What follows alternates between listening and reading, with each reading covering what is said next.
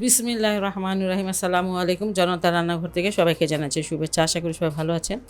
আজকে যে রেসিপিটি করব, চিকেন কাবাব করব। সেই জন্য এখানে আমি 300 গ্রাম চিকেনের বেস্ট পিসটা নিয়েছি। একটু বড় বড় করে পিস করেছি এরকম।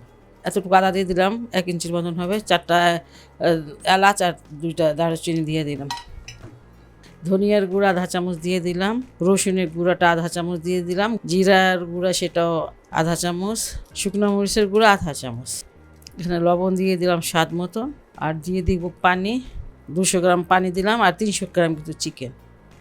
আমি চিকেনটাকে খুব ভালো করে সিদ্ধ করে নিয়েছি, মশলাটা একদম গায়ে গায়ে। এখান থেকে যে যে আমি দারুচিনি এলাচ দানা দিয়েছি সেগুলো ফেলে দিব। এখানে যে আলু নিয়েছিলাম, এটা মাঝারি সাইজের আলু নিয়েছিলাম, সেটা দিয়ে দিলাম। এখন সবগুলো ম্যাশ করে নেব, আলু তারপরে চিকেন। আপনারা যদি এটা হাত দিয়ে মেখে নিতে চান তাহলে ঠান্ডা করে তারপরে মেখে নেবেন। আমি গরম গরমে মেখে নিচ্ছি। এটা এখন একটা প্লেটে ঢেলে নেব। এখানে পেঁয়াজ দিয়ে দিলাম, ছোট ছোট 2টা পেঁয়াজ, 4টা কাঁচামরিচ দিলাম, আর ধনিয়া পাতা দিলাম।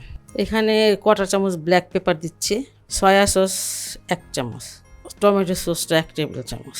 লবণটা দেখে নিতে হবে। আর দিয়ে দিব 1 চামচের মতন ঘি। ঘিটা দিলে ফ্লেভারটা খুবই ভালো আসে। এই যে একটু লবণ লাগবে, লবণ দিয়ে দিব।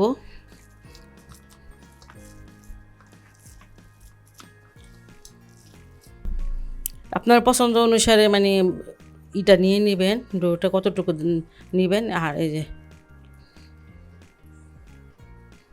কাবাবগুলো এখন ভেজে নিব। চুলায় কড়াইতে তেল দিয়ে দিয়েছি, তেলটা ভালো করে গরম হতে হবে। আঁচটা বাড়িয়ে এটাকে ভেজে নিতে হবে, কম আঁচে ভাজতে যাবেন না, তাহলে হয়তো বা নষ্ট হয়ে যেতে পারে, গলে যেতে পারে। কারণ বাইন্ডিংয়ের জন্য তো আমি তেমন কিছু এটাতে দিই নাই, শুধু একটা আলু দিয়েছি। আলুটা ওই তো ধরনের বাইন্ডিং হয় না, কোনো ব্রেড কাম বা বিস্কিটের গুঁড়া টুড়া এগুলো কিছু দিই নেই, আপনারা দেখলেনই। আর একটা ডিমটা এইভাবে মিশিয়ে আপনি ভাজতে পারেন, না হলে ডিমে চুবিয়ে চুবিয়ে ভাজতে পারেন, আপনাদের ইচ্ছা। তবে আমি এইভাবেই ভাজলাম, এটাই ভালো। এইগুলো ভাজা হয়ে গেছে সবগুলো, তো সিদ্ধ জিনিসই। আর তারপরও প্রায় 4 মিনিটের মতন ভেজে নিলাম, উল্টে পাল্টে সুন্দরভাবে। দেখলেন অল্প একটু চিকেন দিয়ে আমি কতগুলো মাশাআল্লাহ কাবাব বানিয়ে নিলাম। আর এই শীতে কিন্তু কাবাব খেতে অনেক ভালো লাগে, যে কোনো কাবাব হোক না কেন। আপনি একটা বাসায় অবশ্যই ট্রাই করতে পারেন।